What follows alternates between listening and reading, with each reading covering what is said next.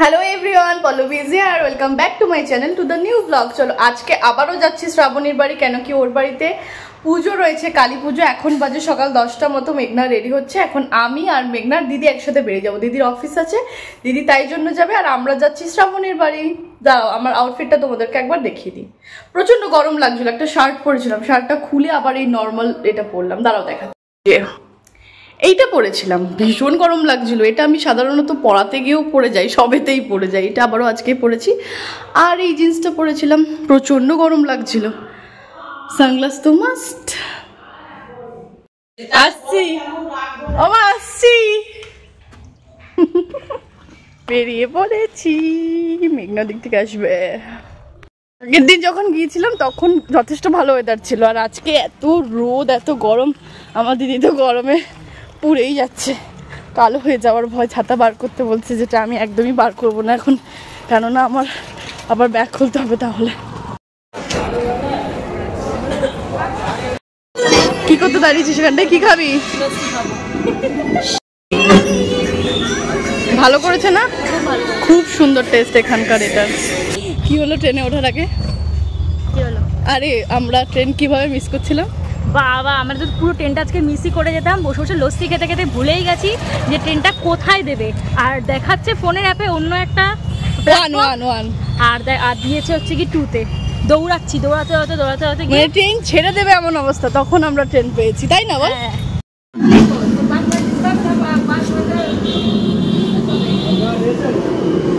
সাজানো হচ্ছে। এটা কি রে? যজ্ঞের জন্য।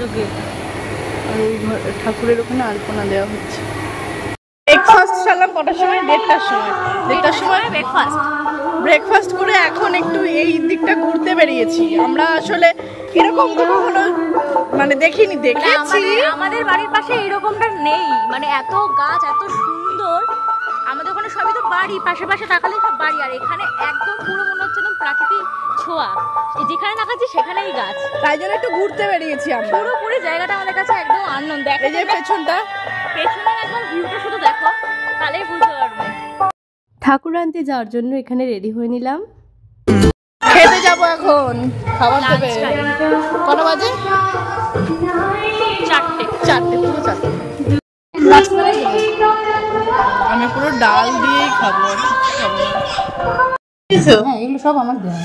এই যে সোনার সাথে এগুলো সব তুমি দিয়েছো? খুব সুন্দর। ধরবো? হ্যাঁ পাবে। এটা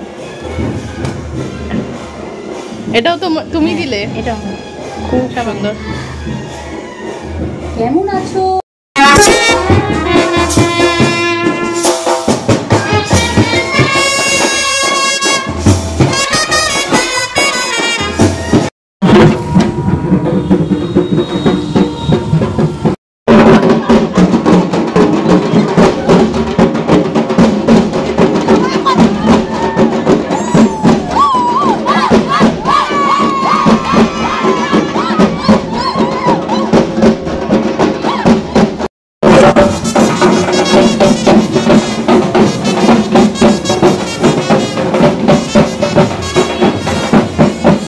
আমি যার বাড়িতে পুজো এসেছি এটা হলো সে। এই যে ইনি তাকার একবার ভালো করে। ও আচ্ছা, ভিডিও অন করেছি বলে আবার চুল খুলে নিচ্ছে। এই যে বান্ধবী। হ্যাঁ,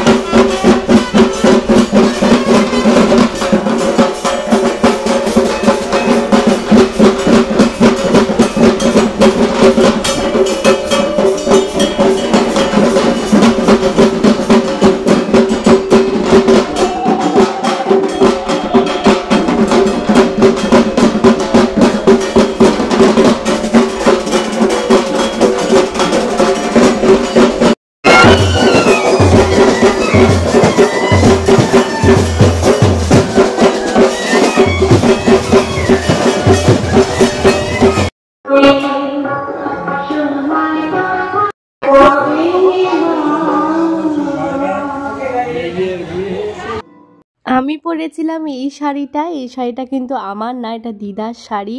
ভীষণ সুন্দর শাড়িটা আর খুব কমফোর্টেবল। এই শাড়িটা পরেছিলাম আমার লাল একটা ব্লাউজ দিয়ে। বলো কেমন লাগছে? জীবনে প্রথমবার আমি কালী পুজোতে বল জীবনে প্রথমবার তাড়াতাড়ি রেডি হলাম 8টার মধ্যে। আগের বার কটার সময় রেডি হয়েছিলাম বল? 9:30 10টা না, নিচেই নামিনি, এটাই কথা, নিচেই নামিনি।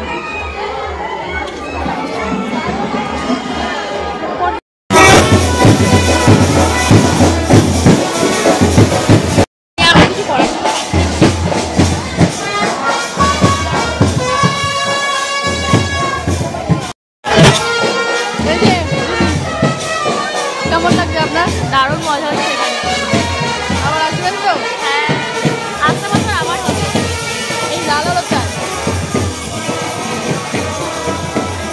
যতটা ভালো লাগে ভালো পাগল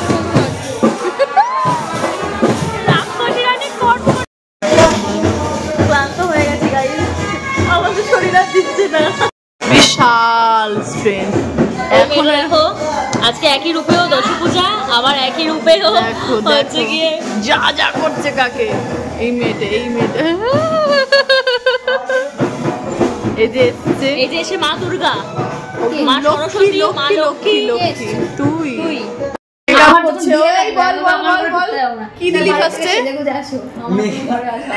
বল এনেছো একেবারে আলু নেই?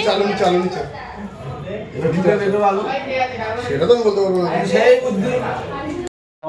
এই যে আমার ঘাট, ওদের রাখার জায়গা আমার ঘাট। একটা সুন্দর পিলো না সোফা।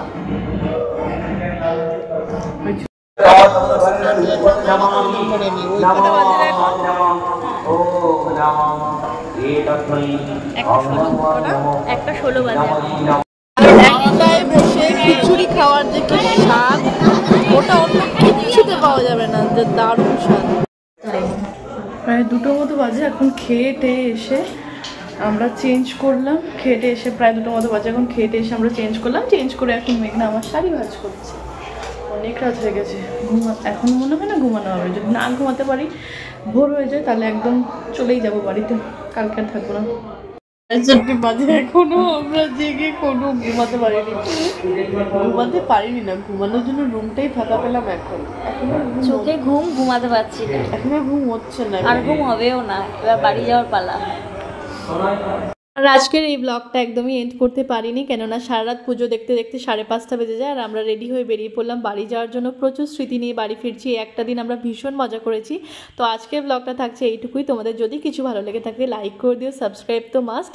দেখা হবে নেক্সট ব্লগে। টাটা।